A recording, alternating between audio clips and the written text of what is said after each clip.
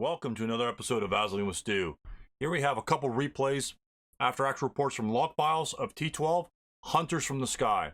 I think it's an excellent introductory pair drop scenario.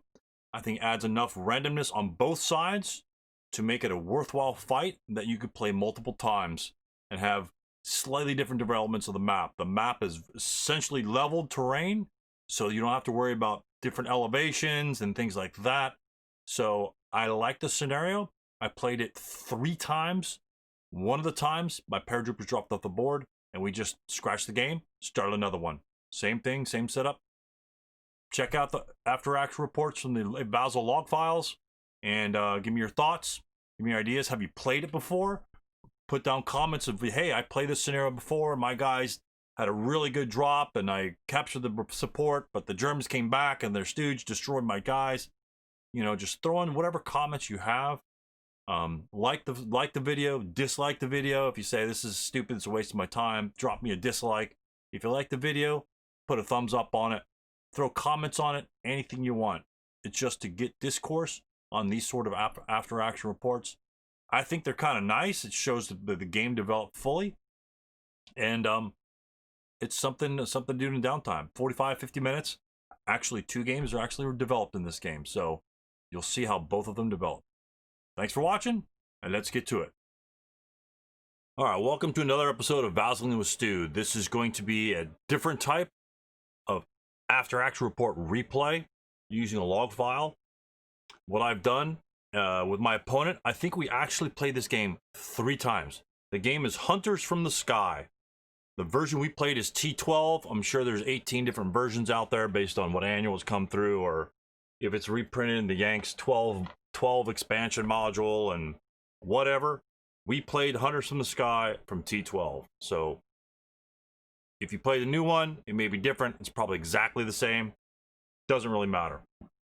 10 turns, Allied airborne attack, turn 1 against units that are actually on the board. Imagine that. Units that are actually on the board. And these are actual real units. They're 4.67s instead of 4.36s that have absolute shit for range. So you'll actually get shot at when you're dropping from the sky. Imagine that, actually getting shot at. So 10 turns, lengthy scenario, but it doesn't play slowly simply because you get dispersed. You have to move. Very simple. I really like this scenario. You say, Stu, paratrooper scenarios are shit. They're so random, this, that, and the other. I don't have total control. It's called war. I mean, you're parachuting, that's called war. And guess what? Because, like I said, we played this one 3 times. Let's say one of your sticks, and this is the stick that I chose in this particular scenario. I think I was the Americans in this one. I don't even recall the victory point hex. Anyway, the victory conditions in this one is the Americans win a game in if they control the U.S. assembly point as determined by Scenario Special Rule 3. Well, as you can see on the map here, 1, 2, 3, 4, 5, 6 hexes have like little green things on them. Those are the scenario control points. I don't remember which one it was. It may have been P5. I don't know. But the beauty of this scenario is that you can drop in an area and feint him. You can draw him to an area where he thinks that you're going for and send 1 unit back to, let's say, if it's M9 was my control area, pretty much he has to pull his forces because 747s are very strong. You pull your forces. If I jam on my guys up here, he's pulling everybody. He's pulling everybody. All of his reinforcements will be coming in the hold on yards. And then your second parachute thing is on a random board, and that's determined at the beginning of the game. It will be randomly determined. It was automatically inaccurate. And that's the beauty of the scenario. It could land on this board. You know, it could land on this board. It could land on that board. But the key is, in this scenario, is this set here. More than likely, 85% of your players will choose this force here to be near their destination, near their objective. And that's where you can screw him. I would put it, since most objectives are pretty much centralized anyway, I mean, for all intents and purposes, all the objectives are on board 4. I mean, yeah, down here, but give me a break, right? They're all on board 4. they're all reachable on board 4. It's not like on the backside. It's not like this bullshit over here. It's not that hex over there. It's not this one way over here. It's not extremes. They're all pretty much, they're all within, let me do an LOS check, that way I don't have to count. They're all within 18 hexes of one another. So if you set up everybody in the middle, everything's in 2 movement phases out of 10 turns. Don't complain. Anyway, I do recall that the drop zones are random. I don't mind that. Your drifts are random from the pair drops. One game, I think I landed. I think my stick landed like way over here. I think I think it was on the GG row or some crap like that. My guys are actually off board, and literally like 4 out of 5 guys landed off board, like 3 or 4 hexes. So those guys wouldn't even get on the board until like turn 5 or 6. And it's like, scratch that scenario, you win, let's do it again. So you just scratch the scenario. You don't play it out, just scratch the scenario and then throw on where it might be a challenging game. No one wants to play a game that's stupid. You know, have 5 squads, you know what the result's going to be, unless you get snake eyes all game long. When a ton of your forces drop off board, just reset the game. Reset the game. It's pretty simple. It's very, very, very simple. You know, most of your pair drop games are designed to allow the paratroopers to get on the board to an extent where they could actually regroup. You know, the Rachi Ridge map, the Rachi Ridge game you saw by me, the Germans come on, they got 3 turns to regroup before the British come on. I mean, come on. Other pair drop scenarios are night scenarios. You know, I gave you fire at them. So, and other night or pair drop scenarios, they're all with conscripts, so they have like no range at all. You know, their maximum range. You know, a 1 hex. They have 1 hex for normal firepower, 2 hexes, 3 hexes for maximum range, and just don't worry about it. It's just not that big a deal. I enjoy these scenarios simply because I like a little bit of chaos in my game, and I like to be able to play on the fly. If you want everything in your control, then you're not a military commander, because it never happens that way. And if everything is in your control all the time, then it's not a military quote simulation. It's just a chess game where you can control everything, and that's why we love dice in this game. So that isn't there. Anyway, I'm going to show you both replays. Going to go through them pretty quickly just to show the flow of the game and to show how it can develop completely differently. If you're not familiar with this game, pull it out of your T12. I'm sure you got it on a PDF somewhere, because it's an old-ass scenario. Anyway, if you don't know what it is, the Germans have 6 squads on board, 2 AA guns, and 2 trucks. A couple light machine guns, who cares? He does have reinforcements coming on. 3 squads. These should be 3 trucks. I probably clone them. 3 squads, 3 trucks, the Kuba wagon, which is awesome. I just love the Kuba wagon. And then on another turn 5, it's a squad, a leader, LMG, and a Sturmgeschütz. And those, where they enter on is random. They can enter on here on a die roll of 1 to 2. They can enter on here on a die roll of 3, or they can enter on here at 4, 5, and 6. They don't come on. I don't think they come on at 6. Yeah. 6 means you're screwed. You roll the next game. You roll the next turn. So there's a 1 in 6 chance where your guys are essentially delayed a turn. I really kind of like that, and I really like that where they come on is random, and I think that helps the Germans versus the Americans, because if the Americans knew the tanks were coming on at 1 and 2 every single time, which they wouldn't know, then you just focus like on this one over here 9 times out of 10. 9 times out of 10, you just focus on the furthest away from that one. So you don't game the stupid game, just play the damn game. So 50% of the time, he's going to be coming in this area. 50% of the time, he's coming in this area. And literally, well, this is the largest area.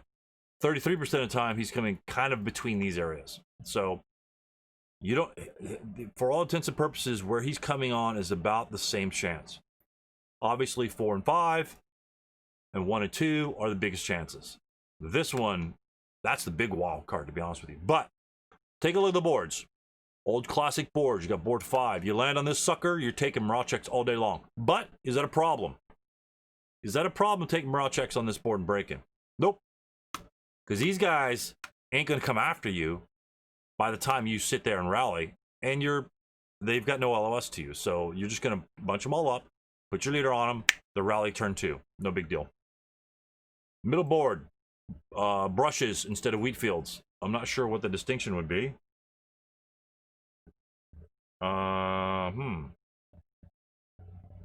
Treat all grains as brush. Oh, movement factors. Everything's 2 instead of 1.5. Everything's 2 instead of 1.5. Okay, that's cool. I understand that rule. This is probably the best board in the game in terms of woodiness. What board is this? Oh, damn, I had it cleared over here. What board is this? Board 2 with no hills. That is an absolutely gorgeous board. I've never envisioned board 2 to be this beautiful. I think it's ugly and nasty because you get the stupid hills you got to run around all the time. But this board here by itself, no hills, through VASL, is absolutely probably one of the best wooded boards in the game.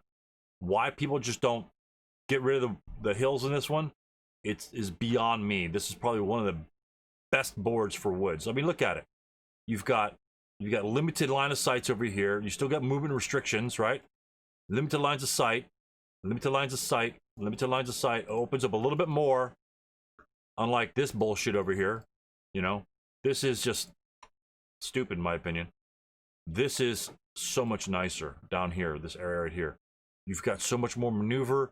You know, a smoke round place like right here totally obscures the movement on this side.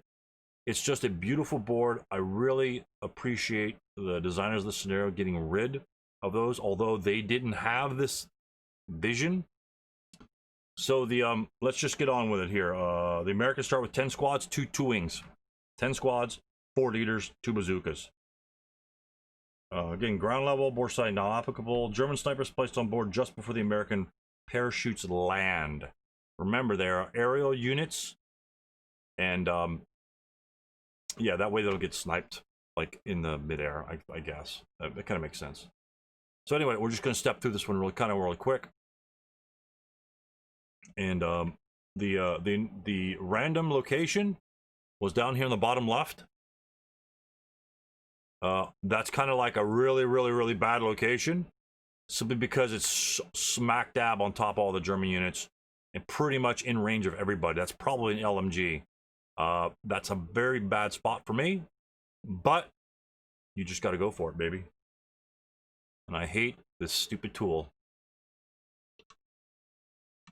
So these guys start drifting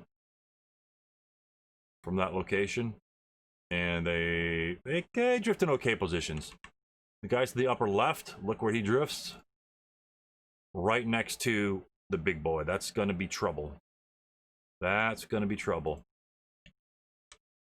And then they do the drift policy.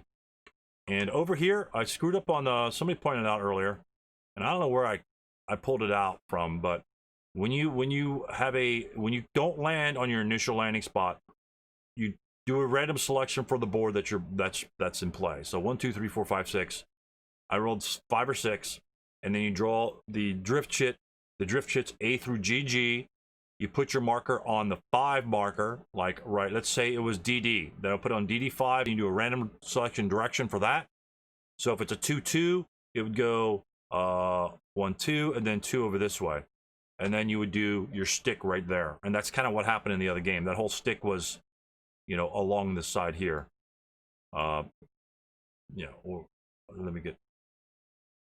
So I pull Epic Pen out. My stick, that one game we did was right here, and these guys just drifted off board. And then we just reset. Again, that's why you do it. You put on 5, direction extent from there, and then you drop them from there. And then when they're on the board from that direction extent, then you drop them again. I don't know where I get the D6+1 on my Rachi Ridge one. I read that somewhere. I have no clue where it is. I have no clue. I have no clue. But anyway, that's the way to do it. Read the rules. Always read the rules. Never go by what someone says. Always check the rules to verify that they know what the hell they're talking about. Because 20% of the time they're wrong. At least 20% of the time they're wrong. So there's my drift there. Kind of kind of cool. I mean, it's centralized. It's good and it's bad. If I survive, if I survive the attacks from right here, I'm right on top of him. And guess what? I've got 6 firepower to his 4. I'm going to win those fights. If he nails me, I'm going to be in big trouble. So I really land super central on that particular location. But again, he doesn't know if that's the location or not. And I'm not sure which location I picked, to be honest with you. So we're going to roll through it. So we continue on. He whips out his AA gun. It's here. And of course, you got the bouncing ball, which is annoying as hell. But there's my drifts. And then in the, there's no advanced phase here. I always got to adjust the map on this one. Everyone drops down this advanced phase, so everyone loses their parachutes. And they actually become infantry units instead of aerial units. He did break these units over here. I'm going to leave it at this zone because it's easier to see, because I think if I zoom in, what is that at? Is this at 67? If I go to 100, you might lose some of the map, but I'm not sure. But anyway, he broke some units right adjacent to me, my 9 morale leader and a squad. And I hate the page down. They just need to get rid of that feature, to be honest with you. This is from VASL 6.1, so it's rather old. Yeah, the bouncing ball. So we eliminate. Let me back up. This is terrible. You can't watch anything from that view. So I got one guy. It looks like he. Oh no, that's just the concealments, the half-inch concealments that are on the board. So a couple bazookas lifted. He's blasting this guy here. Blasting my 8-0 leader. Hey, shell holes. That's one thing you don't see in new boards is shell holes. I really miss the shell holes in the new boards. Just put the shell holes in the game, man. I mean, they're +1. They're really good terrain. They're fun to work around. You know, you either have the option to avoid them or not. Not putting shell holes in is kind of dumb. I mean, you're on all battlefields and everything's blown up. So anyway, I guess you could always throw SSRs. But he had a truck over here. Not bad. No, what he's doing is hightailing his butt to the central portion. His other truck's on this area here, which is good, because if I land over here, then he loads up his LMGs and his leader, and he hightails those guys. Excellent use of trucks and vehicles in this particular game. Instead of just, oh, drive your guys on, drop them off, and ride them off, which is boring as hell.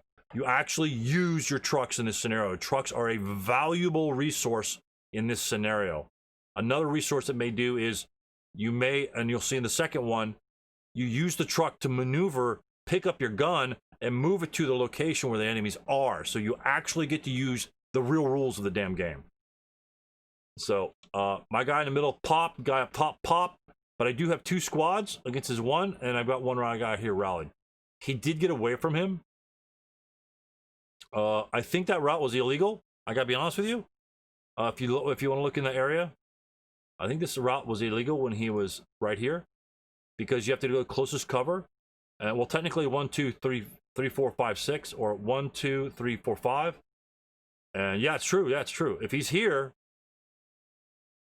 closest cover is this woods here. Not this one. Not that one, which is 2 hexes away, but this one, which is 4 hexes away. Because that's 1, 2, 3, 4, 5. Actually, he might. Actually, I think he surrenders.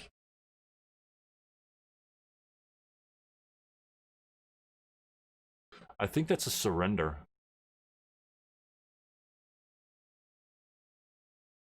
Well, technically, he can go. Yeah. No, I think that's a legal route path. Why? 2, 4, 5. Yeah. Wow. Yeah. He has to go to G10. Because that's the closest in LS. I think that's a surrender because he can't low crawl to AA10. Well, I think he can. I think he can low crawl to AA10. Because no, I don't think so. Because he can't get there using that pass. That's not a valid pass. So I think he has to go. He has to go through G10. and that's 6. So I think we catch that. Hold on there. I think we do catch that. So I just think that he has to take interdiction here, and he can't just cheat it by going here. I think that was probably an error. My guys centralized over here. I think the one squad got split up. You see the 337s here. Let me zoom into like 80. What's the zoom ratio? Let's go to 86. Yeah, 86 is a little bit better. 86 is a little bit smoother, to be honest with you. So I've got a decent array of units here.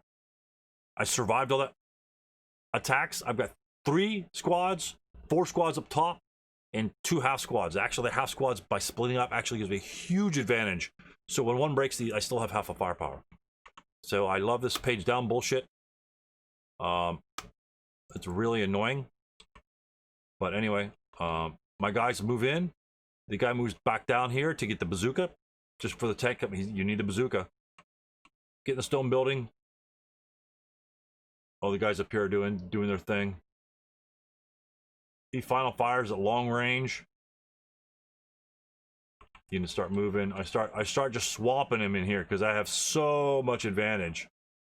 So much advantage. He doesn't have a wall advantage, so I claim wall advantage, which is huge. And I capture the truck. Big bonus there. Now I can just drive around capturing stuff. And you'll see what happens with that truck later. Yeah, I think here we fixed it here. I think that's where we got the surrender correct. You see the prisoners, because he couldn't route away by being adjacent, and so he had to be interdicted, so therefore he just surrenders. 9-1 and a half squad gone right in the beginning. Gone. And this page down thing is so stupid. Okay. So it's just general combat. Just kind of buzz through a little bit here. He burns the truck around. He just backs it up. I would have kept the truck near. Just to give me... Well, maybe he didn't want it to be captured as well. We get into some good firefights down in here. He breaks a guy of mine. I think I return the favor to him. Break him, and he's failure to route. He can't go anywhere, so he just dies. And this guy just runs backwards. And I think my sniper popped him. Or something popped him. I shot him or something. Maybe I think I shot him with these guys. I shot him with these guys, and they broke, which is huge. And I think my units survived the shot. So guess what? Those guys might be coming back. I smoked the truck. So I can get it. So I can get out of Dodge, and I drive the truck away. I'm taking that sucker with me. You know, if he wants to fire at the truck, that's fine. But I can take that truck with me. He tries to fire on those guys. This guy's over here broken for some reason. I must have broken him, or a sniper. The crew broke his AA gun. Fires on me. No effect. But now, again, I can use that truck for mobility and get around the map. I capture this location in the upper right. Let me zoom this over.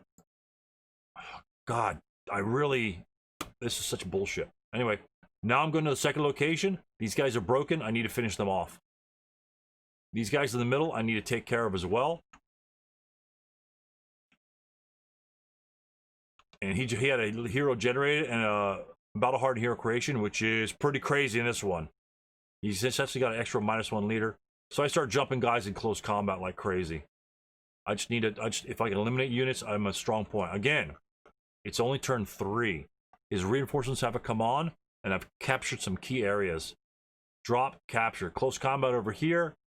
I think my half squad got killed when the shot went off on him, but the 9-1 was still, I mean, got 9 morale. You can shoot at him all day. So he engages in close combat with his things. I don't really think anything comes out of that, but we'll see.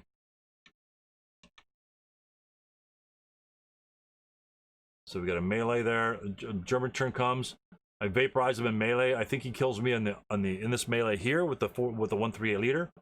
And so essentially we swap. I swap a leader to his guy up there. That's just what happens, I guess. He's got the gun here. I've got control of this building.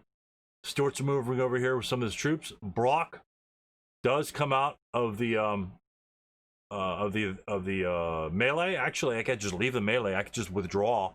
And once I withdraw, I'm just completely good order. Actually, I think he becomes good order because he's no longer a prisoner. He's just an unarmed unit. And I think he automatically becomes just like regular Brock. So you can check that out. Stuart moves down. We're going to capture the other location here. This unit, I think it was broken. Yeah, I broke him. I think I broke him with the truck because I cruised the truck. I think I bypass M9. And so I'm quartered for being a squad or half squad or passenger on a truck. I'm quartered, but I'm double for point blank, so I'm half firepower. So I have 1 firepower, and I think I got a lucky shot. So that was pretty cool. Again, passengers and trucks. He's a half squad. Boom. You know, you just take care of him. What turn is it now? It's still turn 4. His reinforcements have come on or lining up. Or maybe they rolled a 6. I don't know about that. But again, the randomness of the randomness of his reinforcements. Oh, here they come. They're coming on the left-hand side. They're coming over here. So he just put some off-board hexes. He just jams these guys in the middle, drops them off because that's where my concentration of my forces are at.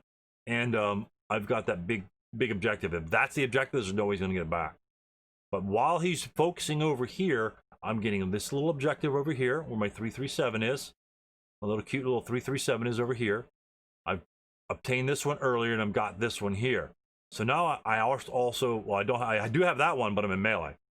And I have this one. So I have 5 of the 6 locations. The whole point is if you take these little squads and jump into all these locations, by the time his big boys come on, or even when they come on, he has to split his forces because he doesn't know which one it is. And that's the key, is just keep him guessing. Keep him here. If my objective is M10, keep him here and defend this location. So if he wants to waste a guy over there and he gets caught, he's not allocating his forces. So there's a big hidden objective from that. And guess what?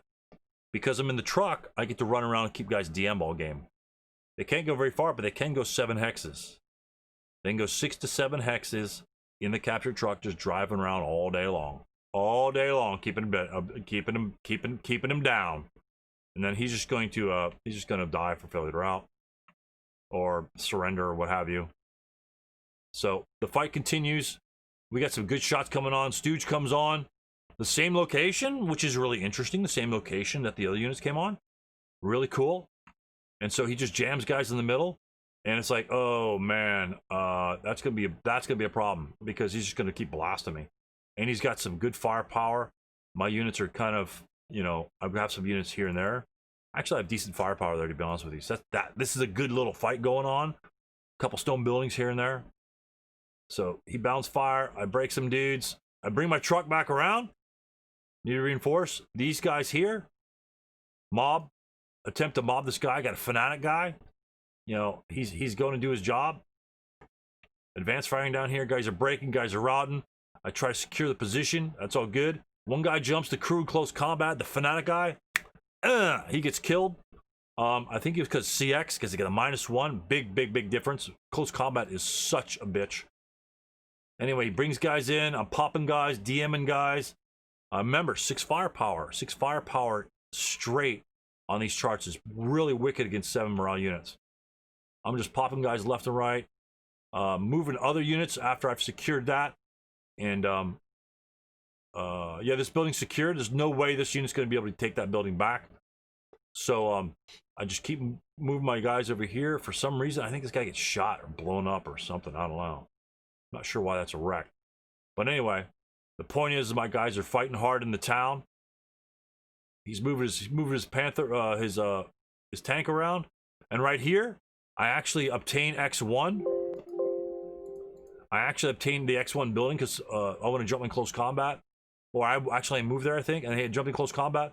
And then he just rams his tank in there and does an overrun on that thing. The overrun happened to be unsuccessful, but this is turn 8, and considering the only units he has left are is a 228 here. It's really not going to be able to do anything, and he has 1 squad here that's in melee, at a disadvantage, mind you. So I think we call the game there simply because I just have so many units as the Americans, and he can't quite you can't regain anything from that. It's very difficult to retain. But it was a fun game overall. It flowed well as stuff was bounced around. You saw the half squad, the truck, driving around, securing objectives, causing units to route, causing units to DM, capture that truck, drive that baby all over the place. All over the place. It's a lot of fun. So, we'll go to the next game and see how the next game develops. Exact same scenario. Let me load the next one up. Close game. Nope. Load game. Yep. I think this is the same game. It's probably the same game. I'm sure it is. Nope. This is my game. I think this is where I am as the Germans. So my setup is the Germans. I've got a truck in bypass. I think that's legal. With a squad here. Just for the heck of it, just in case he lands on this board, because I could shoot 3 hexes and get a free shot. And after I get that free shot, I'm out. I'm just out. AA gun here on the left-hand side. Why is it there, Stu? It's all open ground. I could fire the whole way down this row here in case he should happen to land over here. And it's an open ground. It's got an M factor of 10. I could push that sucker. You just push it. It's going to be slow, but you can get it down where you might need to get it too. I've got a half squad with the Niels right here. Again, just to cover the open ground, you're just firing up in the air, so it's going to give me good coverage on this half of the board here. Most of the time, the Americans will land on the middle board. Again, light machine gun in the building, centralized, 467 over here, can fire 3 hex range with normal firepower. We've got another 467 3 hex range, so I'm kind of blanketing the entire area. So no matter where he goes, I'm going to get a shot. I got a hidden AA gun here. Both of them are hidden. As soon as he comes on board, this one will actually be on a concealment. But hidden gun here. This is not necessarily for anti-aircraft control, but this is more like zone control because it's very centralized. There's 3 objectives, very close, just like how he had his AA gun here. Same thing. There's 3 pretty close objectives, and he can really dish out some firepower. So let's get this bad boy going. So let's find out where his zones are. Okay, he's setting up his guys. Boom, boom. He sets up one drop zone over here. Let's see where the random drop zone is. Ah, there's the drift. The other one is drifting way over here. Oh. No, I think he selected this one. This one got drifted over here. So as you see the dispersal pattern down here, really, really, really wide. The bazooka dropped way low. These guys are dropping right in the middle.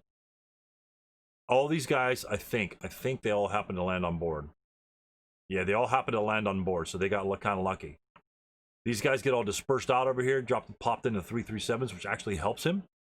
I love that rule that they split up. It's actually very beneficial, to be honest with you, because you want more troops around the area.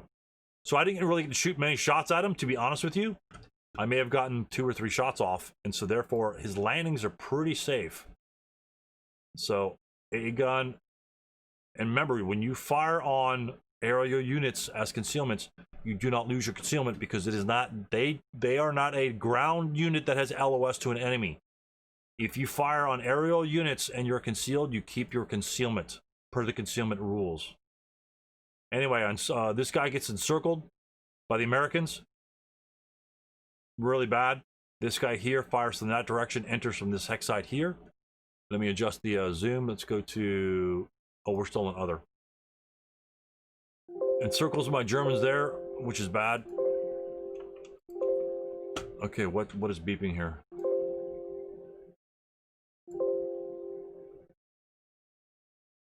I advance fire even though I'm encircled, but that's fine. Again, he has a lot of troops on this side, and I really don't have anything over here. I've got a half squad and a full squad and a hidden gun, and this guy over here, who unfortunately is surrounded by a bunch of 747s. Most of my force on top is on their way down, coming down. So I'm kind of, to be honest with you, on the backside, unless his objective is randomly way up here, I'm at a huge disadvantage. So, but we're going to go through it. These guys are moving up, moving in a giant stack. They all get concealed. These guys are getting his bazooka, dropping smoke so I can't get a free shot on him. Good idea. First fire, trying to break units left and right. A couple units break, they have to start routing. You know, bring out my big gun, 6 firepower, blast these suckers over here. Everyone else is moving back. My 467s are moving back to centralize, to combine their forces to maximize my strength. LMGs are ready to go, set up some fire lanes. His bazooka band comes up here. He wants to consolidate his strength. Lots of firing going on. I think I get a lucky shot, kills leaders. Just bad stuff happened to him right here. He just got ripped up here by long shots. That's all. That's just a simple fact. Drop smoke. I fire a weak shot on that guy. I don't think anything happens. My big guns just pop, pop, pop, pop, pop, pop, pop. Trying to shoot all these guys left and right. I've got some reinforcements coming on. I've dropped the truck off here so I can move that. Actually, no, I think this is my truck that was on the top.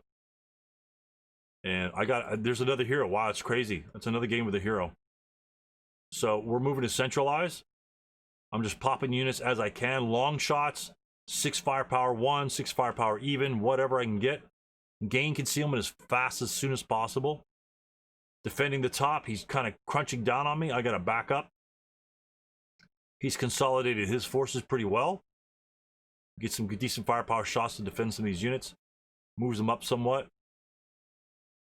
These guys, essentially, the only board that we're fighting on in this game is the bottom board. You notice in the other one, it was a two-pronged attack. The forces were split. My forces were in the upper right and the bottom left.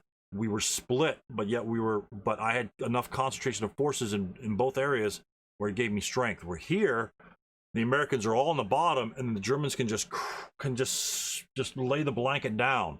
And as long as they don't allow the Americans to get behind them, they have an advantage. And assuming that these locations, obviously the blue ones are German control and the green ones are American control. I think we did that for a reason. That one's red. I don't know. Maybe I'm just being stupid. But that would be a good idea to just blue in control. Because I think this was before the control markers came out. You know, before there was like the overlay control markers. So, yeah, that's what we did. Because Roberts took that and it was green. I'm in the way. That's a stupid thing. So long shots, fun shots, good long shots in this scenario. Again, I love board 2 without the hills. It's such a good board. Play progresses. My Germans are coming down and really put the squeeze on him. AA gun still functional. He popped some white phosphorus on me. I did not like that. I was very perturbed by that. But that was a good shot from that bazooka. You know, right over here. Boom. 3 hex range, not bad. 8, 7, you know, boom, +2 from smoke. And my gun swivels and fires. It's the only thing you can. God, I really hate that red bouncing ball. I really wish they would fix the red bouncing dot. It's unneeded. It's unnecessary to be centered on. It's a giant ball. It's a giant red circle. You should know exactly where it is. CC, destroy that unit right there, so I lose my gun crew. I'm getting my butt kicked over there too. I get annihilated. Again, 747s against 237s and 228s. It's bad news. I have a truck over here. And I just put multi-man counter. Do you see it? MMC loaded on that? I don't know if you can see that. I have it listed as MMC loaded. That way you can see the truck. I just have a note on it that has a multi-man counter. I think it's a squad. You know, we both know it's a squad. And I think my tank's coming on this turn too. So that way you can just move your truck freely instead of trying to figure out what thing is going for. It's not that big a deal. It's not that dense a scenario. So you could play with little things like that. You take advantage. And I move my truck. This is crazy. Don't ask me why I do this. But my truck with the squad is driving in the middle of his dudes. They're just driving all over. And I say, oh my God. That's like a 2 even shot on me. And a 2 even shot is what? He needs a 4 on the vehicle chart to immobilize him. I think I missed that shot over there. And it's like, oh my God. You know, he actually got a result and pinned my guy. But he didn't damage the truck for some reason. Because that's a 2 shot.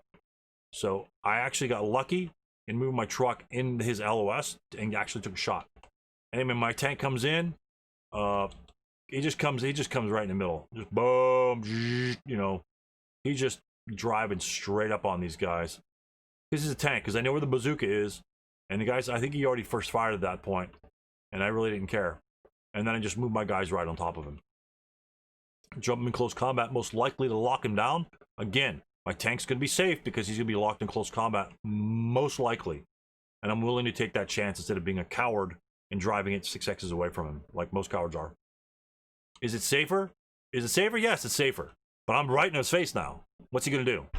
I could swivel him actually point blank. With a stooge with a +3 to turn that sucker. +4, but it's a -1 point blank. So, you know, it's not that bad to hit. And plus I have the AA machine gun. So, use your weapons, people. Don't be cowards. So again, he's trying to get units in here. Santos jumps my truck.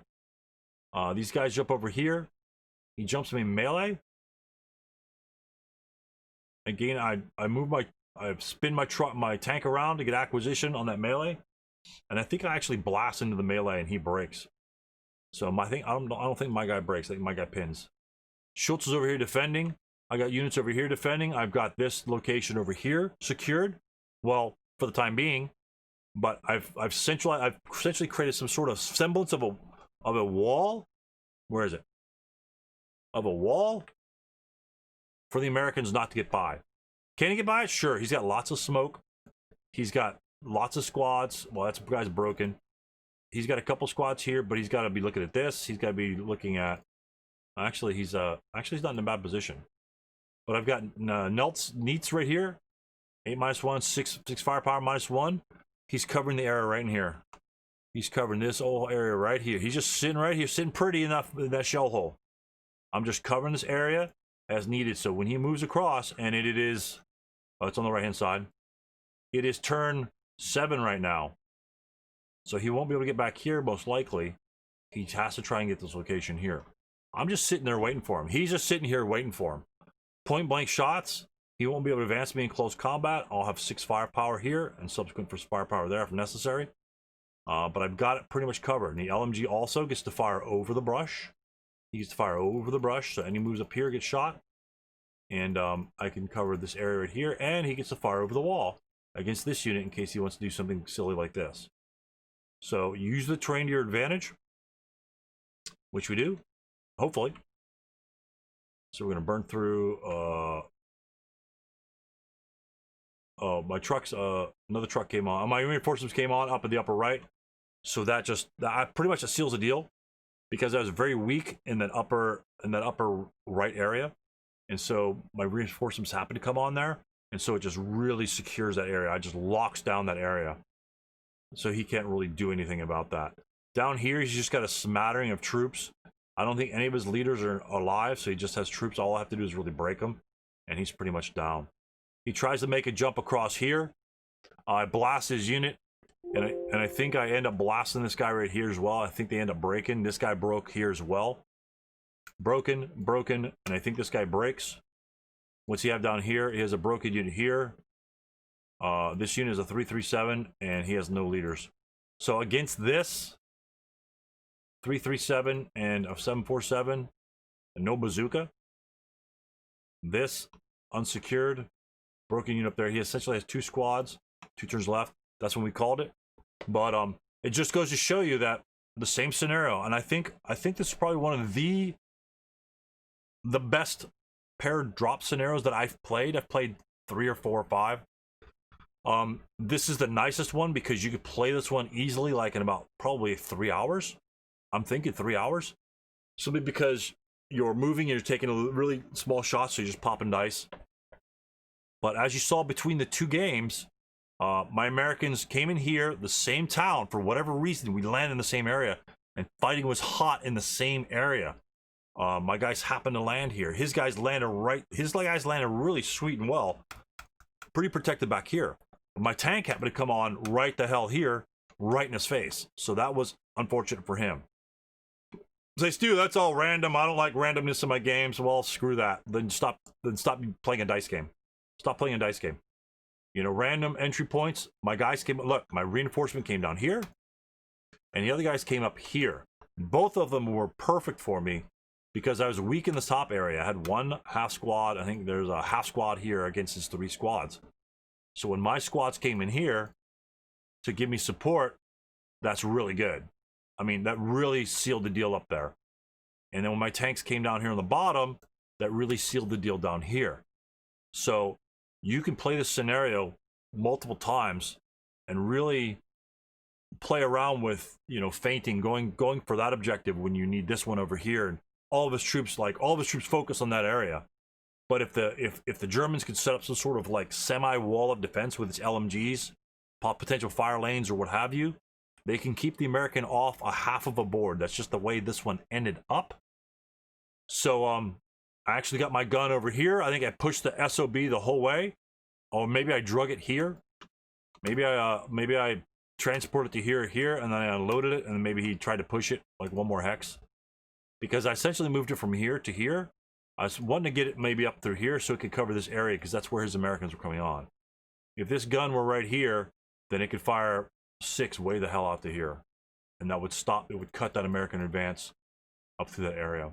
So, again, I like the scenario. I like that it's a quick scenario. 10 turns, oh my god, it's too long, Stu. No, it's not. It's not. It's a fun little scenario. It gets you playing paradrops. It gets you, you got a tank, you got trucks, you got towing, you got AA guns. You got some finagling of units where you can act like you're going somewhere and trick them. There's some trickery in this one. And there's just enough randomness where it doesn't really take it too far to your hands. And again, if you guys drop off the board, or if the way in the upper corner, it's got 10 turns, people. You come on turn 1, 10 turns. You can go 40 hexes. You can go from one edge of the board to the next in 10 turns. Stop your crying. It's all open ground. Big deal. But it's a fun scenario. It's wide open. It's pretty much flat. There's no elevation terrain. You have to worry about elevation. There's like 2 buildings. There's one building. There's one building that actually has a level 1. That's it. Everything is at the same level. One building's at level 1. That's it. And it's a real key building, as you can see. So very fun, very playable. Try it out. And that's actually, technically, that is 3 games of Hunters from the Sky that you've just witnessed here. The 2 that we played, and the one that they flew way the hell off the board, and we said, you know, the guy's 5 hexes off. By the time he even gets on, the game's just gonna be over, because the Germans just move to the area and they just shoot them as they come in. So there's really no point in conducting that scenario. You just simply, you know, use the same German setup and just have the Americans drop and make sure they just drop on the board. If they drop off, if one guy drops off, leave him off for a second, you know. As long as he doesn't drop off like 3 or more hexes, and even that's not too bad, depending on where he drops. So